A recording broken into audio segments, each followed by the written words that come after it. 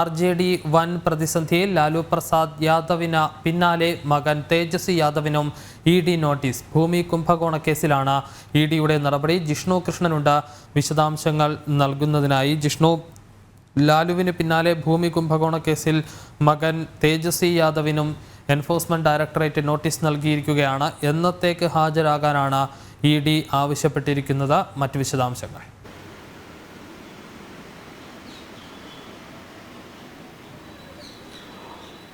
വിഷ്ണു, ജോലിക്ക് പകരം ഭൂമി കുംഭകോണ കേസിൽ ബീഹാർ മുൻ മുഖ്യമന്ത്രി ലാലു പ്രസാദ് യാദവിനും കുടുംബത്തിനും അന്വേഷണ ഏജൻസികളുടെ കുരുക്ക് മുറുകുകയാണ്. നേരത്തെ നീണ്ടുനിന്ന അന്വേഷണം ലാലു പ്രസാദ് യാദവിന്റെ സ്വത്തുവകകൾ കണ്ടുകെട്ടുന്നതിലേക്ക് വരെ എൻഫോഴ്സ്മെന്റ് ഡയറക്ടറേറ്റ് നീങ്ങിയിരുന്നു. 6 കോടിയുടെ സ്വത്തുവകകൾ ഇതിനോടകം തന്നെ ഈ കേസുമായി ബന്ധപ്പെട്ട് ലാലു പ്രസാദ് യാദവിന്റെ സ്വത്തുവകകൾ കണ്ടുകെട്ടിയിട്ടുണ്ട്. അത്തരത്തിൽ ലാലു പ്രസാദ് യാദവിനെതിരെയുള്ള അന്വേഷണ നടപടികൾ പുരോഗമിക്കുന്നതിനിടയിൽ തന്നെയാണ് മകനും നിലവിൽ ബീഹാറിലെ ഉപമുഖ്യമന്ത്രിയുമായിട്ടുള്ള തേജസ്വി യാദവിനും എൻഫോഴ്സ്മെന്റ് ഡയറക്ടറേറ്റ് നോട്ടീസ് നൽകിയിട്ടുള്ളത്. ചോദ്യം ചെയ്യലിന് ഹാജരാക്കാൻ ആവശ്യപ്പെട്ടുകൊണ്ട് നൽകിയിട്ടുള്ള ആ നോട്ടീസിന്മേൽ ഇതുവരെ തേജസ്വി യാദവ് പ്രതികരിച്ചിട്ടില്ല.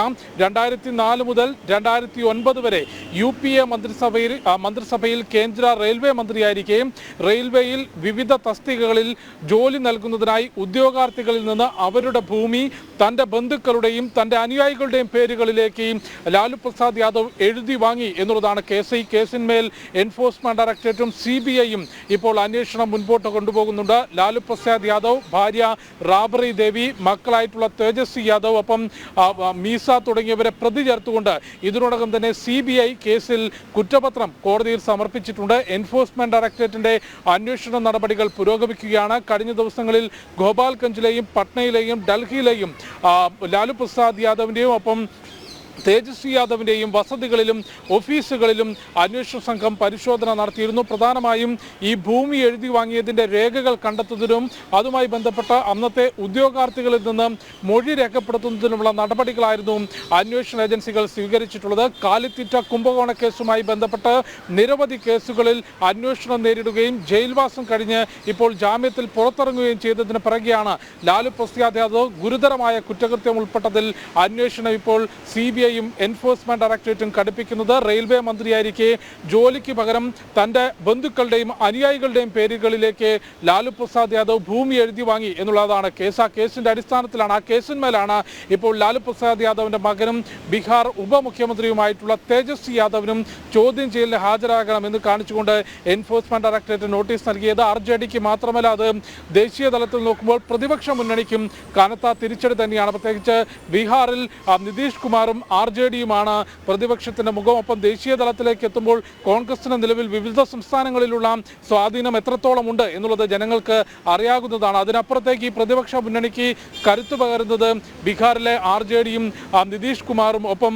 മമതാ ബാനർജിയും തൃണമൂലും ഒക്കെ തന്നെയാണ്. അതുകൊണ്ട് RJD നേതാവിനെതിരെ, അതും ബീഹാറിലെ ഉപമുഖ്യമന്ത്രിയായിട്ടുള്ള തേജസ്വി യാദവിനെതിരെ ജോലിക്ക് പകരം ഭൂമി കുംഭകോണ കേസിൽ എൻഫോഴ്സ്മെന്റ് ഡയറക്ടറേറ്റിന്റെ അന്വേഷണവും നടപടികളും നീളുന്നു എന്നുള്ളത് തന്നെയാണ് ഏറ്റവും പ്രധാനപ്പെട്ട കാര്യം. വിഷ്ണു, യെസ്, അത് തന്നെയാണ് ജിഷ്ണു സൂചിപ്പിച്ചതുപോലെ തന്നെ ഈ ലോക്സഭാ തെരഞ്ഞെടുപ്പ് കൂടി അടുത്തു വരുന്ന സാഹചര്യത്തിൽ ബീഹാറിൽ RJD വലിയ പ്രതിസന്ധിയിലേക്ക് നീങ്ങുന്ന ഒരു സ്ഥിതിവിശേഷം തന്നെയല്ലേ ഇപ്പോഴുള്ളത്?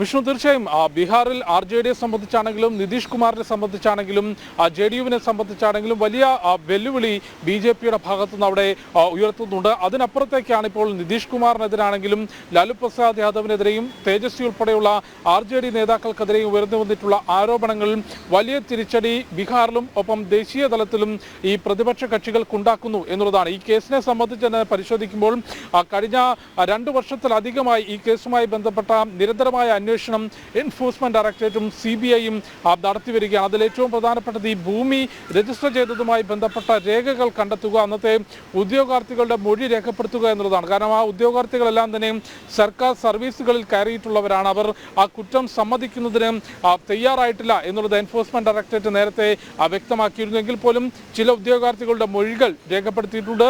അന്ന് ഭൂമി എഴുതി വാങ്ങിയതിനുമായി ബന്ധപ്പെട്ട തെളിവുകൾ കണ്ടെത്താനും എൻഫോഴ്സ്മെന്റ് ഡയറക്ടറേറ്റിന് സാധിച്ചിട്ടുണ്ട് എന്നാണ് മനസ്സിലാക്കുന്നത്. മനസ്സിലാക്കുന്നത്. അതിന്റെ അടിസ്ഥാനത്തിലാണ് ലാലു പ്രസാദ് യാദവിന് പിറകെ ഭാര്യ റാബ്രി ദേവിക്കും മകൻ ഒപ്പം ബീഹാറിലെ ഉപമുഖ്യമന്ത്രിയുമായിട്ടുള്ള തേജസ്വി യാദവിനെതിരെയും ഇപ്പോൾ എൻഫോഴ്സ്മെന്റ് ഡയറക്ടറേറ്റിന്റെ അന്വേഷണം മുറുകുന്നത്. നേരത്തെ 6 കോടി രൂപയുടെ സ്വത്തുവകകൾ ലാലു പ്രസാദ് യാദവിന്റേത് അന്വേഷണ ഏജൻസി കണ്ടുകെട്ടിയിരുന്നു. ഇതേ കേസിൽ CBIയുടെ അന്വേഷണവും പുരോഗമിക്കുകയാണ്. CBI കുറ്റപത്രം കോടതിയിൽ സമർപ്പിച്ചിരുന്നു. ഏതായാലും കനത്ത തിരിച്ചടി ഈ കേസുമായി ബന്ധപ്പെട്ട അന്വേഷണം ബീഹാറിൽ RJDക്കും ഒപ്പം അവിടെ കൂട്ടുമന്ത്രിസഭ JDUവും RJDയും ചേർന്നുകൊണ്ടാണ് ഇപ്പോൾ ബീഹാറിന്റെ ഭരണം മുൻപോട്ട് കൊണ്ടുപോകുന്നത്. ബീഹാറിന്റെ നിലവിലെ സർക്കാരിന്റെ ഉപമുഖ്യമന്ത്രിയാണ് തേജസ്വി യാദവ്. അതുകൊണ്ട് സർക്കാരിന്, JDUവിന്, RJDക്ക് ഒപ്പം ദേശീയ തലത്തിലേക്ക് എത്തുമ്പോൾ പ്രതിപക്ഷ മുന്നണിക്കും വലിയ തിരിച്ചടി ഈ കേസിന്റെ അന്വേഷണം ഉണ്ടാക്കും എന്ന കാര്യത്തിൽ യാതൊരു സംശയവുമില്ല. വിഷ്ണു കൃഷ്ണനാണ് വിശദാംശങ്ങൾ നൽകിയത്. തേജസ്വി യാദവിനും എൻഫോഴ്സ്മെന്റ് ഡയറക്ടറേറ്റ് നോട്ടീസ് നൽകിയിരിക്കുകയാണ്.